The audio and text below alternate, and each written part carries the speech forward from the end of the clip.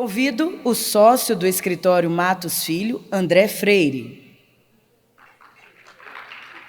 Professor da Faculdade de Direito da Pontifícia Universidade Católica de São Paulo, é sócio do Matos Filho Advogados, é doutor e mestre em Direito Administrativo pela PUC São Paulo, doutor em Filosofia do Direito pela University of Virginia e pós-doutor em Democracia e Direitos Humanos pela Universidade de Coimbra. Também compondo o painel, convido o diretor da Agência Nacional de Transportes Terrestres, Luciano Lourenço. Servidor público federal desde 2006, atualmente pertencente à carreira de analista de infraestrutura do Ministério da Economia. Possui experiência em gestão técnica e liderança, já ocupando cargos em diversos órgãos do Poder Executivo Federal.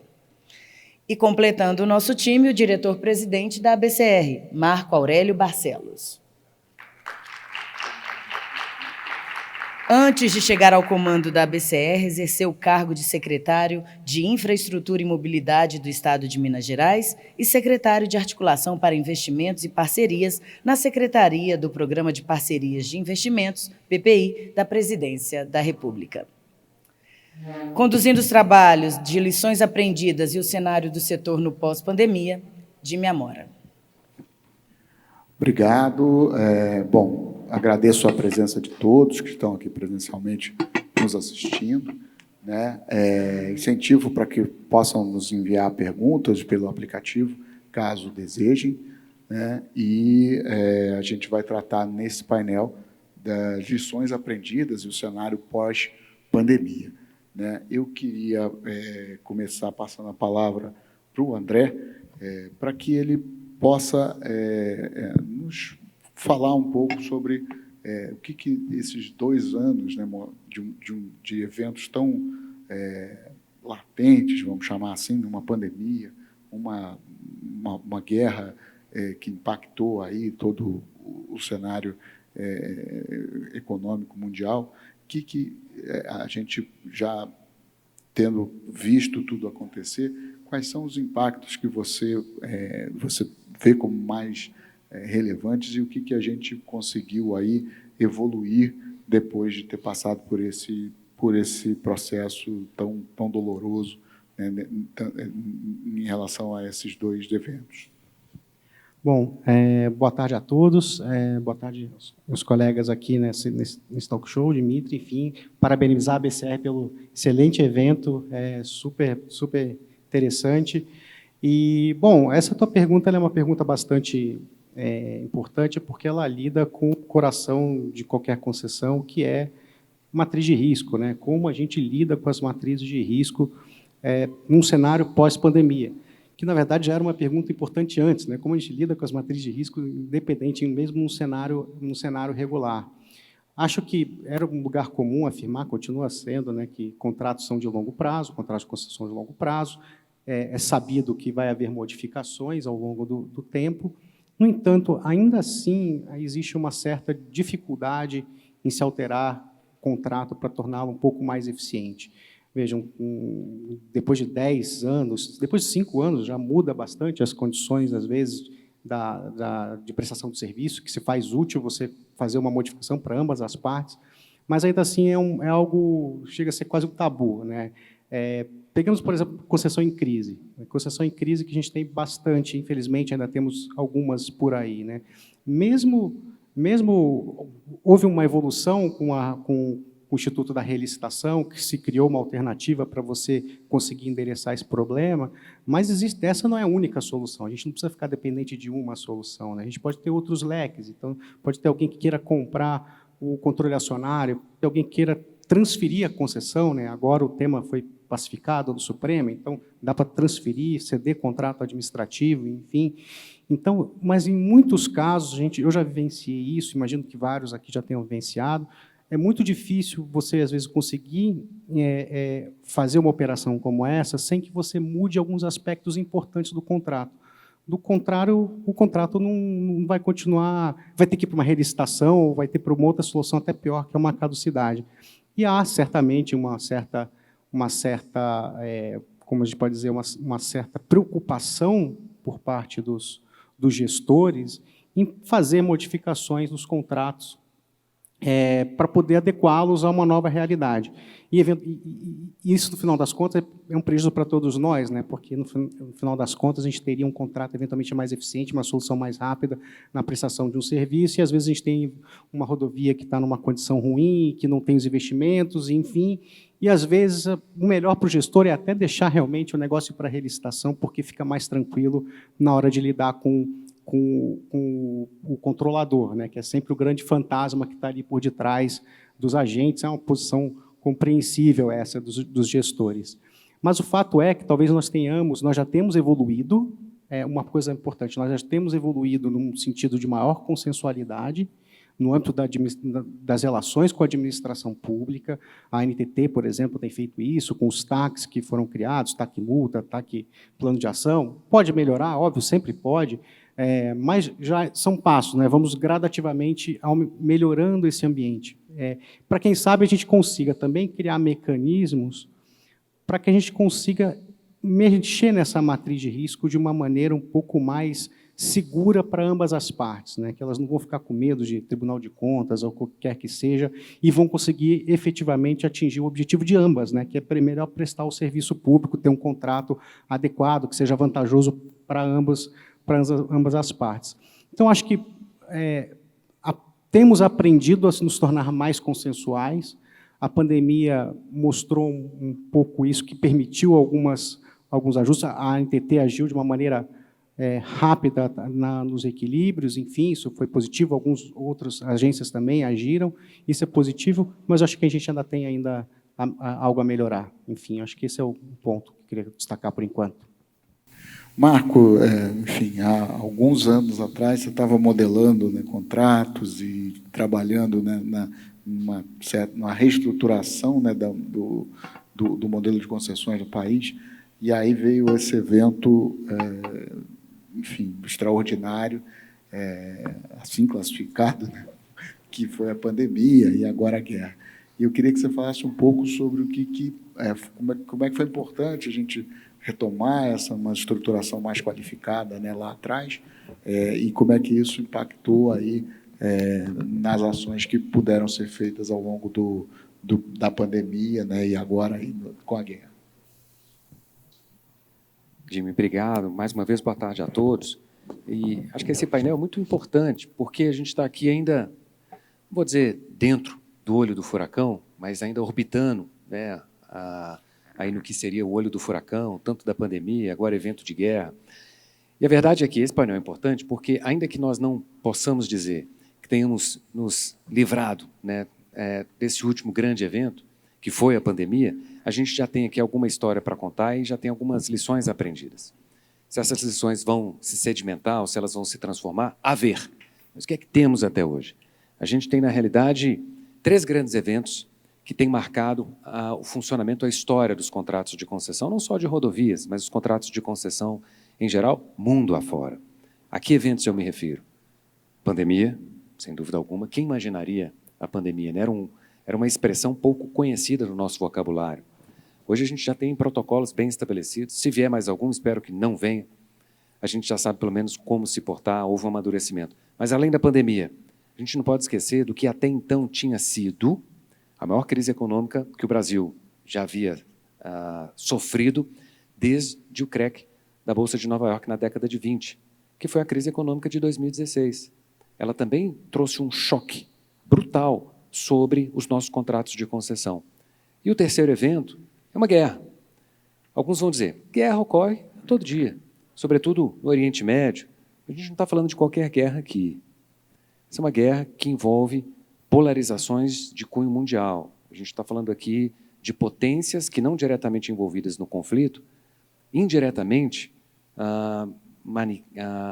manuseiam, influenciam e são influenciadas pelo que está acontecendo, com desdobramentos sobre comportamento, por exemplo, de preços em ordem global. Então, são 3 cisnes negros. E o que sobra para os contratos de concessão, né, a partir disso? Eu particularmente penso, Jim, que há 3 percepções aqui, 3 grandes lições que a gente pode extrair. Primeiro, os contratos falham. Porque a realidade se impõe. Aliás, eu diria que a primeira percepção ela pode, na realidade, ser traduzida da seguinte maneira. A realidade não é algoritmizável. Um contrato de concessão é um algoritmo. É uma tentativa de antever ocorrências futuras com consequências antecipadas. Se acontecer isso, ora, se acontecer isso, o desdobramento deve ser esse. E se acontecer aquilo? O desdobramento deve ser aquele. E a verdade é que a realidade ela é muito mais ampla, muito mais sofisticada do que aquilo que a gente consegue estampar no papel. Então, percebam, acho que a primeira mensagem que essas crises nos fazem reforçar. Não sejamos pretensiosos. Não se dá para abraçar todas as vicissitudes, todos os desdobramentos do mundo fático num pedaço de papel, ainda que ele tenha 100 páginas. Segundo apontamento, é de que os contratos, e, sobretudo, uma das principais válvulas, uma das principais ferramentas de amortecimento dessa transformação da realidade, que é a matriz de risco, ela é ingênua. A nossa matriz de risco é ingênua. A gente não precisa ter vergonha de falar isso. O que significa que a matriz de risco é ingênua? Ela foi concebida, ela foi importada dos guidelines, das diretrizes, inclusive internacionais, de países que já têm o seu PPP, seu PFI, suas concessões. Ela foi importada para trabalhar em CNTP. Tenho dito isso muito, o Luciano está até cansado. Vem o Marco falar de CNTP novamente. Mas é importante reforçar esse conceito. O que é CNTP? Condições normais de temperatura e pressão. A matriz de risco funciona bem quando a gente tem inflação abaixo de 2 dígitos. A matriz de risco funciona bem quando a gente não tem um cisne negro como uma pandemia. Funciona bem. Mas o fato é, quando temos eventos extraordinários, a matriz de risco não suporta, ela se desmantela, o contrato se desmantela. Então, esse é o segundo desdobramento. E para fechar, o contrato, ele é um ser vivo. O contrato, ele precisa admitir as suas renovações constantes, recorrentes.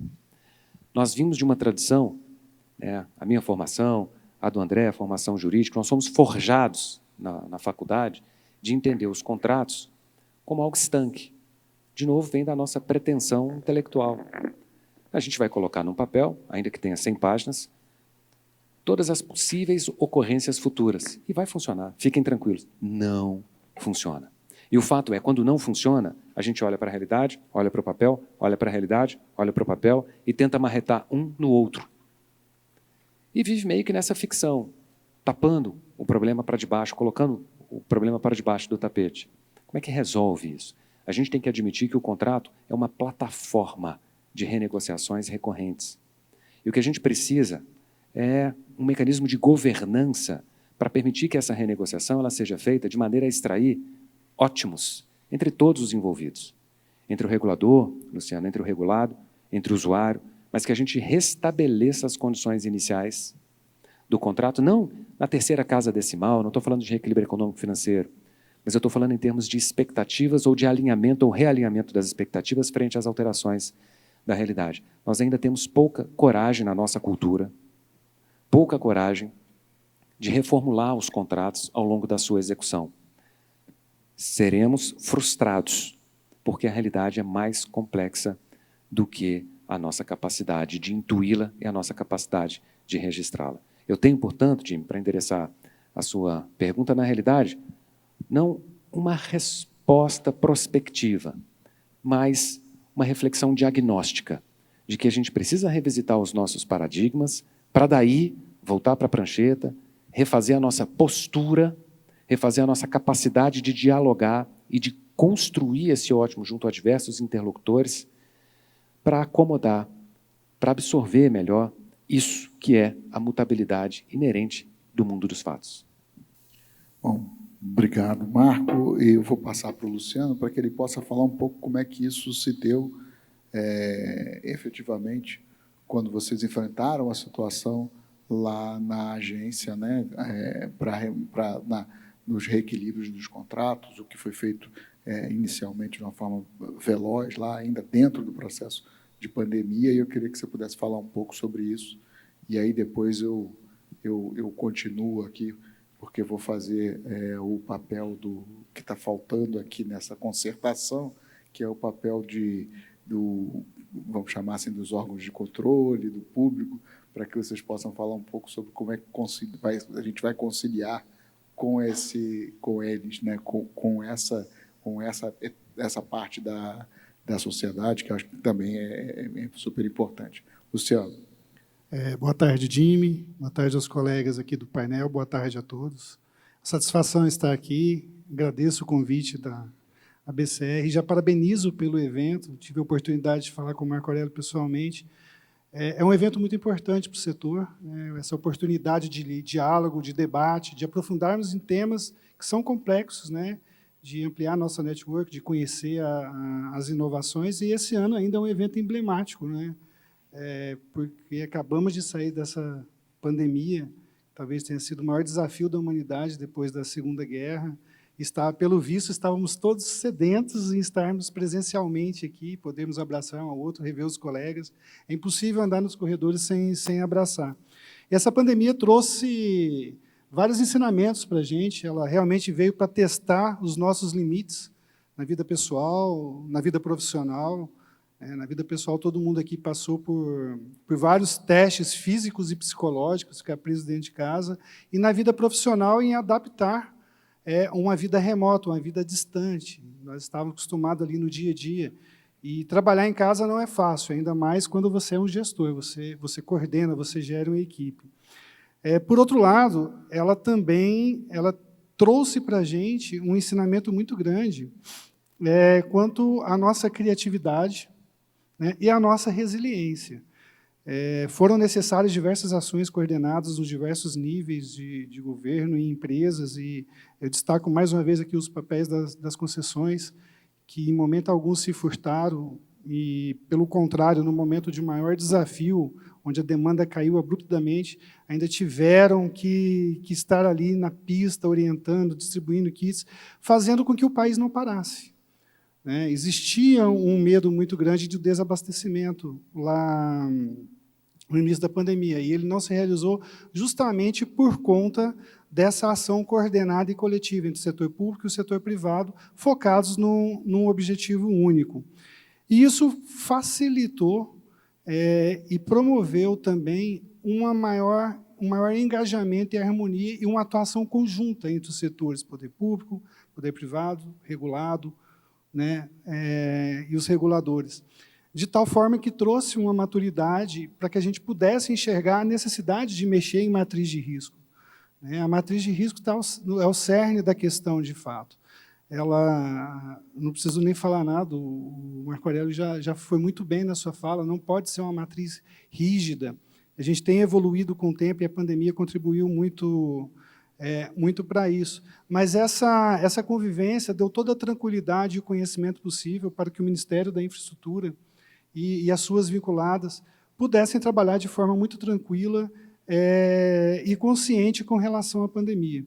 No caso especificamente da NTT, nós possuímos setores estritamente técnicos e estruturados lá dentro da agência, multidisciplinares, com diversas expertise em estruturação de novos contratos, em gestão de novos contratos e da agenda regulatória. Nós temos uma agenda regulatória muito madura dentro da agência. É uma agenda regulatória cujos projetos já foram premiados diversas vezes. E, uma vez que nós tivemos um instrumento jurídico importantíssimo para o setor, que foi o parecer 261 da Conjur, do Ministério da Infraestrutura, que abriu as portas e deu a base jurídica para que nós pudéssemos desenvolver os regulamentos necessários para entender a matriz de risco e ver se nada fosse feito, o setor iria ruir, no caso especificamente das concessões de rodovia. Então, nós agimos muito rápido com isso, uma articulação muito grande das áreas técnicas e das áreas jurídicas. Em 16, 18 meses, entre as reuniões iniciais até a publicação da nossa Resolução 5954, de 4 de novembro de 2021, pudéssemos ter toda uma metodologia ali capaz de capturar todas as variáveis que estavam ali envolvidas nessa queda de demanda. Porque a gente tem que entender também que a demanda, numa letra fria, era risco das concessionárias. E parte da queda da demanda, nós tínhamos que avaliar se ela era uma queda de demanda natural do contrato ou se realmente ela era por conta da pandemia. E a metodologia desenvolvida, ela permitiu a gente fazer isso, trouxe toda a tranquilidade, de tal forma que nós já conseguimos realizar os primeiros reequilíbrios de contrato em função da queda de demanda da pandemia. Então, de forma resumida, acho que a resposta rápida da agência se deu por uma diretoria que age de forma muito proativa e empática, ela se coloca no lugar do usuário, ela se coloca no lugar do setor regulado, e por uma estrutura técnica e jurídica muito madura e capaz. Bom, obrigado, Luciano. E aí eu começo com o André aqui, pegando um pouco esse gancho sobre como é que é para fazer isso, porque me parece haver um certo consenso de que os contratos são, enfim, contratos de longo prazo são negociais, mas e a gente não vai conseguir, de nenhuma maneira, prever o futuro com precisão e exatidão vai acontecer. Mas tudo isso trava num certo bloqueio que os agentes públicos têm, se desenvolveu, e aí não por culpa dos agentes públicos atuais, mas por todo um sistema que tivemos ao longo dos anos, que os coloca em uma posição de medo de tomar decisões que estejam fora desse papel que foi assinado, né? Muito por causa da atividade de órgãos de controle, mas não só isso, tem também controles internos, tem outros fatores, imprensa, enfim, todo um sistema que de alguma maneira, os retrai em relação a isso. Como que a gente consegue evoluir para mostrar para toda a sociedade, de uma maneira geral, que esses contratos assinados, eles necessariamente precisam de revisões, precisam de ser olhados diante da realidade, como o Marco falou. Bom, eu acho que vale a pena a gente fazer uma distinção por exemplo, o senhor estava comentando de reequilíbrio, que a agência agiu rápido, a NTT e a ANAC também agiu bem rápido em relação a reequilíbrio por conta do Covid, mas acho que vale a pena a gente diferenciar, eu acho que é um pouco isso que eu procurei tratar, que o Marco também tratou muito bem, que a gente tem que diferenciar, talvez, a questão de reequilíbrio econômico-financeiro, propriamente dito, e outra coisa é uma repactuação da matriz de risco. São coisas diferentes aqui, né? A gente está falando de equilíbrio econômico-financeiro quando a gente vai aplicar a matriz de risco, porque o risco foi alocado a uma das partes. Então, o risco, caso fortuito, força maior, enfim, foi alocado no poder concedente. O poder concedente, nesse caso, agiu rápido para poder resolver esse problema. Eu acho que a gente está falando de uma coisa que vai um pouco além também, que é a questão da repactuação da própria matriz de risco, dentro dessa linha que o Marco comentou. Os contratos são mutáveis, eles têm que... as circunstâncias concretas se impõem em face do contrato, em face das partes. Então, a gente tem, em primeiro lugar, talvez uma mudança de cultura também dos órgãos de controle. Parece que os entes públicos, as agências, enfim, eles entendem essa questão da consensualidade, entendem que é importante mudar em alguns casos, mas não fazem porque não vale a pena correr esse risco, já que a gente está falando de risco. Porque é um risco que eles correm. Às vezes, óbvio que às vezes sempre tem uso conveniente do órgão de controle, mas usualmente não é isso que acontece, né? Usualmente o que ocorre mesmo é uma certa preocupação em relação aos órgãos de controle aqui. Então, também passa um pouco por aculturar os órgãos de controle para entender um pouco mais que um contrato de concessão não é um contrato 8666 ou agora um contrato 14133, né? Eles são diferentes, então eles têm que ser tratados de uma maneira diferente. A gente não está preocupado com o valor da obra, foi falado do ciclo, SINAP, é algo muito diferente um contrato de concessão. Então, talvez, a gente possa pensar em alguns mecanismos. Então, tem uma questão cultural importante, tem um segundo aspecto, que talvez, é óbvio que a gente sempre vai poder melhorar, né? Então, a gente sempre pode prever na lei que pode ser feito isso. Poxa, isso dá uma baita segurança, só que nem sempre isso é fácil. Pode prever nas resoluções das agências, dá um pouco mais de conforto também. Outra coisa que eu sempre acho muito importante, que é pouco falada, que diz respeito à própria matriz, que talvez seja um instrumento para ajudar isso no futuro. Usualmente, a matriz de risco, pelo menos vários que eu já vi, que participei quando estruturei, você vai pegando os exemplos passados e vai jogando, vai para o poder público, vai poder privado, ou vai para o privado, né? Vou jogando assim e fica nesse jogo, mas não há uma justificativa exatamente do porquê que ou o poder concedente ou o sujeito privado ele é a parte que tenha melhores condições para fazer isso. Eu acho que o que a gente pode evoluir na parte de estruturação é começar a justificar melhor por que certo risco vai ser atribuído ao sujeito público ou ao sujeito privado. Isso pode ir gerando um certo histórico, pode gerando a justificativa dada hoje, quando a circunstância muda lá na frente, isso pode se alterar, então, portanto, você tem uma base de comparação para fazer isso. Então, essa é uma coisa que não é muito falada, eu acho que deveria ser obrigatório em todo o contrato, até para evitar que determinados riscos, que certamente não deveriam estar no sujeito privado, fiquem, ou sejam compartilhados, ou seja, do poder concedente, mas eu acho que também muito para ir criando esse histórico do porquê que foi atribuído determinado risco. Isso pode ser uma base interessante no futuro para a gente mudar. E aí, dentro das questões de cultura também, eu acho que também isso passa pelo Tribunal de Contas também, enfim, pelos órgãos de controle, esse medo, além desse aspecto de estruturação, na hora da gestão do contrato, que as respostas sejam rápidas, como foram dadas em relação ao Covid, né? A gente tem, por exemplo, temas incômodos, lá, o eixo suspenso, que até hoje não foi adequadamente realizado, o reequilíbrio, embora seja óbvio que ele seja devido, enfim, mas em vários lugares isso ainda não aconteceu. A gente tem várias situações de revisões ordinárias que demoram tempos e tempos para serem realizadas, enfim, isso tudo vai gerando um ambiente muito ruim. Então, acho que passa. Sempre quando você puder colocar algo na lei para dar autorização e tirar um pouco dessa responsabilidade, é muito útil. Mas eu acho que a gente também tem que mudar um pouco de cultura. Marco, eu queria que você falasse um pouco em relação, considerando o trabalho que o controlador, de uma maneira geral, tem, quer dizer, ele precisa estar observando, né, o controle da legalidade, juízo da constitucionalidade, do bom uso do recurso público, em alguns casos.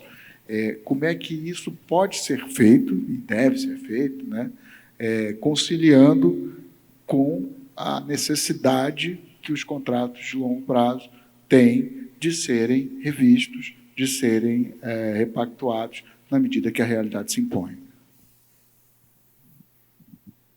Eu concordo muito, queria fazer coro aqui à colocação do André. Existe, Jimmy, hoje um problema de cultura. Então, a gente precisa ter uma mudança de postura. De um lado, eu sou contra essa antagonização que às vezes a gente vê ali e acolá, entre, por exemplo, concessionárias e reguladores, sobretudo concessionárias ou o setor econômico e o Tribunal de Contas, e a gente coloca a carga no Tribunal de Contas, a culpa é do Tribunal de Contas, é o apagão das canetas. Existe isso? Existe apagão das canetas? Existe. Eu não acho que essa narrativa da antagonização ela é pouco produtiva. A gente precisa se aproximar agora. Acho que a mudança, né, de cultura ela passa de um lado, para a gente se despir dos nossos preconceitos e cada qual tentar vestir o sapato do outro. Os concessionários, os regulados entenderem o papel do controle, entenderem o papel, as dificuldades, as agruras, os incentivos das concessionárias e, nesse meio de campo, as agências reguladoras também serem melhor interpretadas por todos. A gente precisa voltar para a mesa, Jimmy, voltar para a mesa e dialogar de forma direta, de forma transparente. Então, despir dos nossos preconceitos é algo importante. O setor mudou. Nosso setor mudou.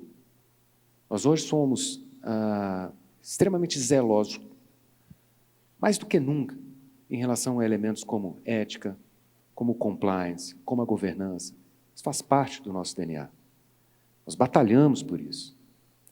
Eu vim do setor público, trabalhei por 16 anos no setor público, e achava que, quando finalmente fosse para a iniciativa privada, poderia ter liberdade, né, para poder comprar um computador, para não ter que passar pelas agruras da Lei 8666. O compliance, está aqui o Gustavo Barreto, que não me deixa mentir. O compliance do setor é um compliance mais rigoroso do que as regras que eu tinha como gestor público. Acho que eu nunca vou ficar livre dessas amarras, né? Mas, enfim, onde é que eu quero chegar? Não está na hora da gente reconhecer isso? Não está na hora da gente entender os esforços do setor? Não está na hora da gente admitir que é possível uma conversa transparente, franca, tecnicamente sustentada? Então, o primeiro passo, o primeiro movimento é da perda do preconceito. Vamos sentar. E a gente tem feito esse convite ao Tribunal de Contas, a gente espera que esse convite reverbere, e a gente já tem tido a construção desse diálogo para sair da agenda da demonização, da antagonização e da aproximação. Isso é importante, cada um entender o papel do outro. Adicionalmente, é preciso coragem. Isso também é um elemento da cultura. A NTT teve coragem. Não canso de dizer isso. A gente tem que dar os méritos para quem merece. E é por isso que eu tenho dito, né, e sem nenhum constrangimento, que a gente está diante da melhor NTT de todos os tempos. Porque é uma NTT que quer responder, tem coragem de dialogar. Isso é fundamental. Algumas agências não sabem, não entendem ainda como dialogar, e há um problema. Há estados hoje, há entes da federação hoje que contam com um programa de concessões que sequer têm agências reguladoras. E aí o que acontece? Esse tipo de manifestação, olha, o contrato não está bom, olha, a gente está com um problema aqui, que é o cisne negro. Quando esse tipo de pleito ele chega para esses interlocutores públicos, é engavetado. Não, esquece, nunca vai ter resposta. A gente precisa de ter coragem para ter resposta. E, finalmente, né, acho que o setor tem buscado essa mudança de página, tem buscado essa mudança de postura, entre outros, em termos de ética, não por outra razão. O professor Karnal esteve aqui conosco pela manhã, é simbólico o fato de ele ter vindo aqui para falar sobre ética na relação público-privada. Acho que há aqui um aprendizado importante do setor. Erramos no passado, viramos a página. Mas, mais do que esse esforço em termos de ética e governança, é importante conhecer, reconhecer, e o setor precisa trabalhar tanto mais para fazer as suas entregas, para mostrar que veio. Nós temos muitas entregas importantes, e a gente está batalhando na nossa cultura, a gente cada vez mais se legitimar mais para sentar à mesa e fazer as nossas cobranças.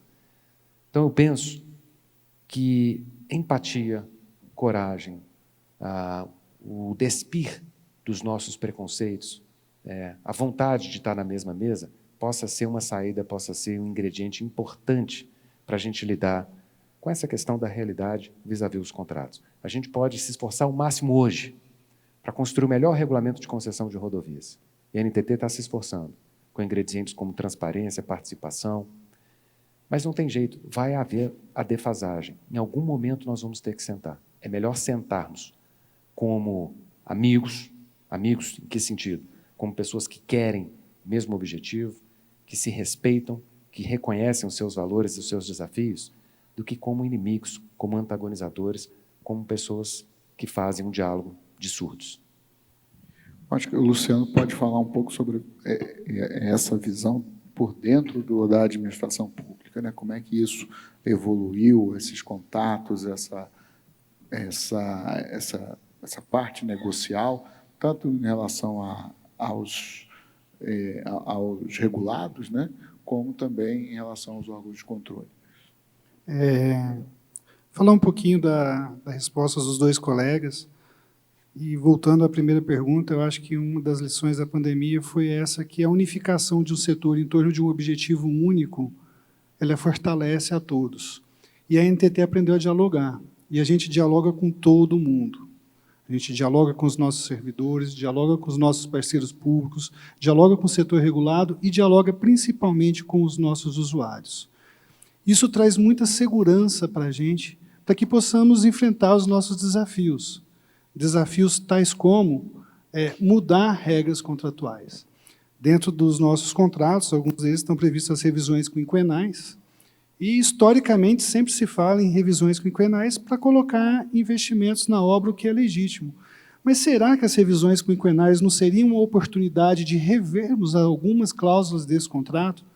Como dito pelo Marco Aurélio no início, não é crível você crer que uma rodovia, com toda a mutação que está em seu entorno, com todas as variáveis e complexidades que tem num trecho de uma rodovia, num curto intervalo de tempo, e nós estamos falando de contrato de 20, 25 e 30 anos, por mais que envidemos esforços para termos os melhores projetos estruturados, nenhum maior gênio vai conseguir prever todos os eventos que estão ali.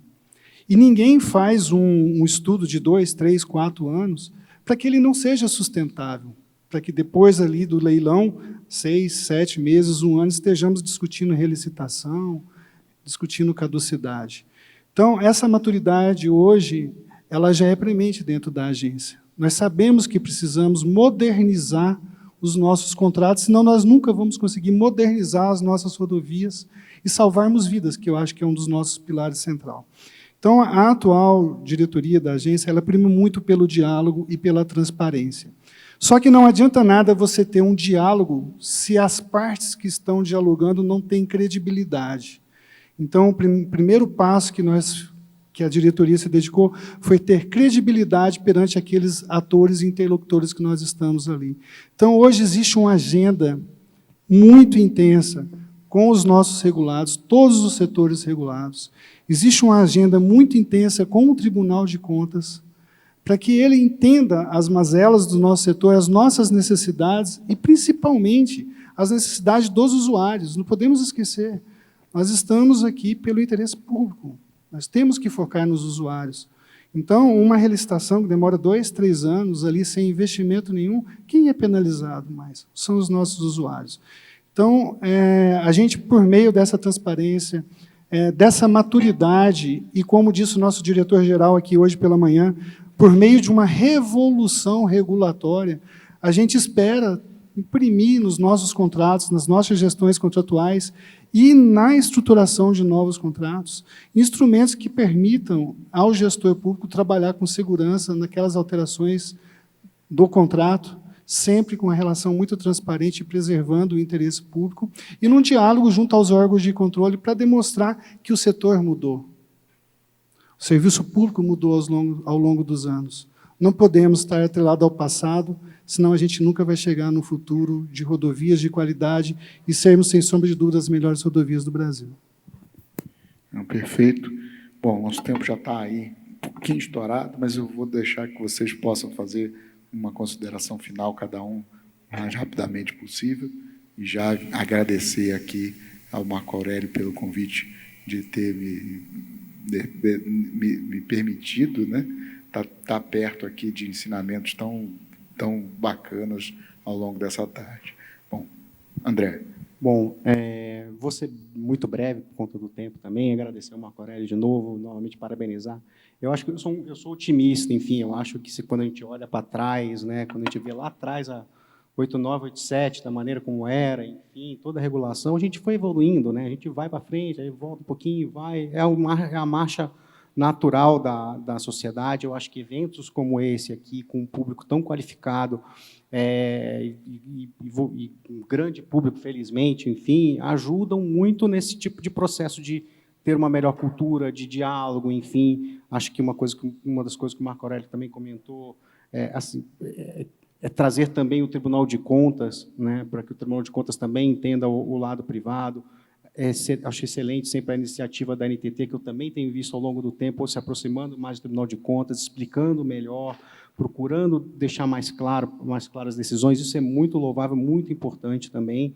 E eu acho que nesse diálogo, acho que a gente vai acabar construindo, porque a regra eu sempre parto da premissa que a regra é que todos estão nos seus trabalhos estão querendo fazer o melhor sempre, buscando o melhor. É tudo uma questão de, como foi dito, um se colocar no sapato do outro, entender, para se chegar a um bom denominador, para a gente atingir sempre o mesmo objetivo, como o Luciano falou. Era basicamente isso. Eu queria agradecer ao Luciano, ao André, parabenizar pelo trabalho de vocês, por dispuserem a estar aqui conosco. Jimmy, te agradecer muito pelas moderações, mais uma vez, pela parceria. Conduziu os painéis com a elegância, com a maestria, com a inteligência, com a profundidade que lhe é de costume. A Agência Infra hoje é um serviço de utilidade pública. Ninguém pode se dizer informado em infraestrutura se não acompanha a Agência Infra. Então, quero parabenizar muito pelo trabalho que, ao longo de todos esses anos, você tem conquistado. E 2 mensagens derradeiras. A primeira delas, esperamos vocês amanhã. Temos painéis relevantíssimos amanhã. Nós vamos ter, na realidade, uma competição É um problema, mas é um problema com o qual a gente vai ter que lidar, uma competição entre dois painéis de suma importância. Aqui, o painel de segurança jurídica. No auditório aqui ao lado, o auditório do Sincrode, painel de segurança rodoviária. Eu acho que tudo que a gente passa nessa vida é muito válido, a gente tem que tirar ensinamentos. Eu sou uma pessoa muito otimista, sou otimista por natureza. Nós passamos por momentos muito difíceis e nós temos que tirar ensinamentos. Mas mais do que aprendermos, nós temos que colocar em prática. E é isso que a gente está procurando fazer, por meio da empatia, por meio da energia com os setores regulados. E aqui, quando eu falo setor regulados, ferrovia, rodovia, transporte rodoviário de passageiros, transporte rodoviário de cargas, a nossa própria fiscalização, né? Nós temos que aproveitar e evoluir para traduzir em melhor serviço público. Somos servidores públicos na essência, estamos ali para servir. Parabenizar ao corpo técnico da agência, que é um corpo técnico muito destemido e compromissado, e nós estamos a cada dia buscando instrumentos técnicos, regulatórios e jurídicos para dar a maior segurança possível. Porque não adianta nada nós não fazermos se nós não tivermos todos remando na mesma direção. E hoje a NTT está caminhando nessa mesma direção, e eu sou muito crente e otimista com os resultados que virão pela frente. Muito obrigado.